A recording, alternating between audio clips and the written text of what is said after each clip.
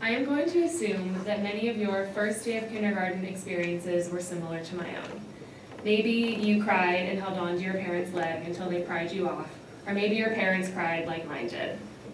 I'm going to guess that throughout the year, you probably made some good friends, you probably talked about the weather, learned how to count to 100, and did a lot of coloring, cutting, and gluing.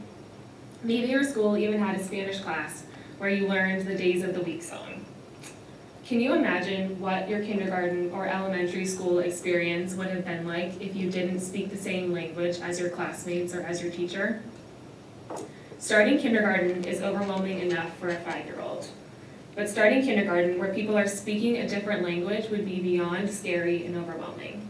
Can you imagine the isolation, how challenging it would be to make friends, and just the complete lack of understanding of what was going on in the classroom?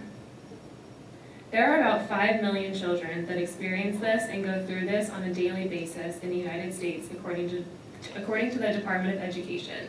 They are English language learners. They move to the United States with their families and have to start kindergarten knowing little to no English, or they grow up in a household in the United States where the language spoken at home is not English. Tennessee is a state that has an English-only policy, meaning that English is the only language allowed to be spoken at school, and all formal assessments are given only in English. In this speech, I will explain the significance of this issue, why it is not being changed, and advocate for Tennessee to push for a more culturally responsive way of teaching. So let's back up for a second and talk about the English-only movement, which began in California in the late 1990s. An initiative called English for the Children was passed. Proponents said that Spanish speakers were performing poorly because of the bilingual programs they were in, and that English-only programs would do better.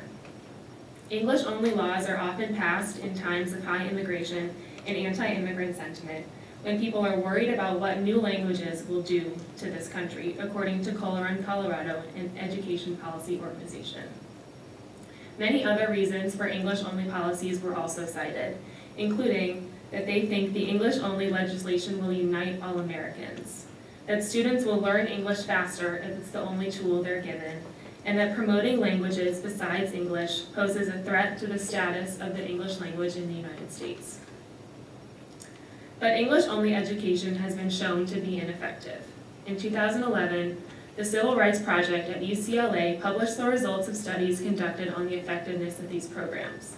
They found that the achievement gaps were just as large as before the English-only legislation was published, and that the dropout rates in Massachusetts for English learners had risen, and more English learners were being placed in special education classrooms.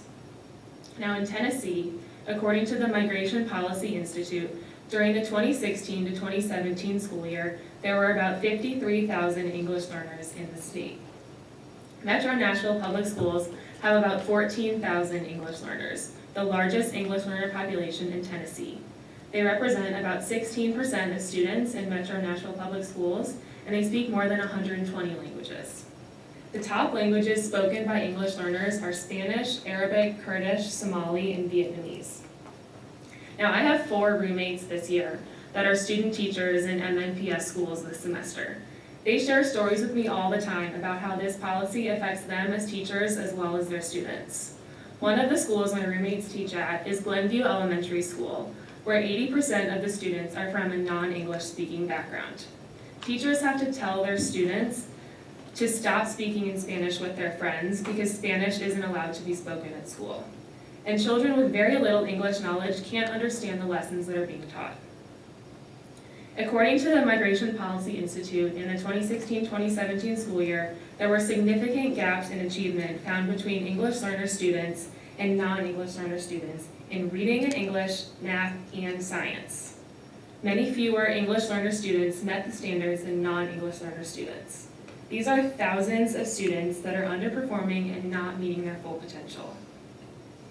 First and foremost, I think the English-only policy should be abolished in Tennessee.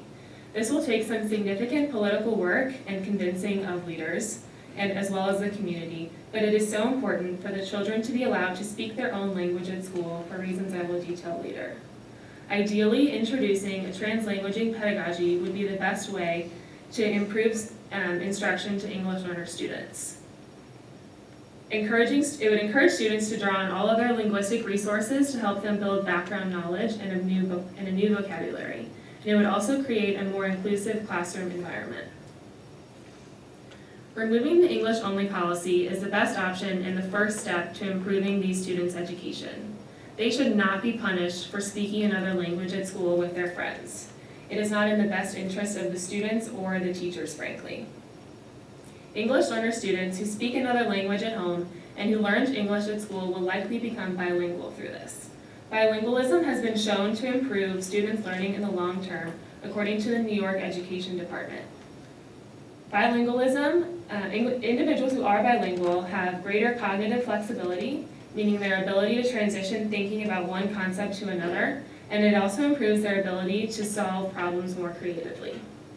In terms of social emotional benefits, bilingualism is related to a positive self-concept, because when their home language is encouraged at school and rewarded, this element of their identity is strengthened. Imagine what these benefits could do for the future of our nation. Imagine what else the 53,000 English learners in Tennessee would be able to accomplish with these bilingual strengths.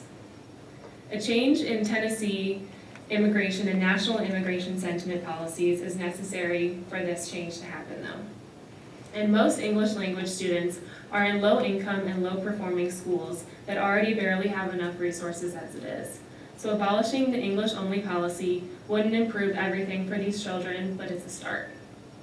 And culturally responsive teaching would require significant more effort from the teachers, which is challenging when they already are swamped with work. But the English-only instruction is not the answer. The English language is not under attack in the United States. Most people know that it is necessary to learn English to do well in this country. 98% of Hispanics think it is essential that their children learn English, according to the ACLU in Tennessee. Why not give children the time that they need to develop the language in a way that makes sense and respects where they come from? Why are we teaching our children to hide their diversity when it should really be celebrated? We should be encouraging children to be proud of this incredible ability instead of hiding it at school and making them feel like they can't be who they're supposed to be.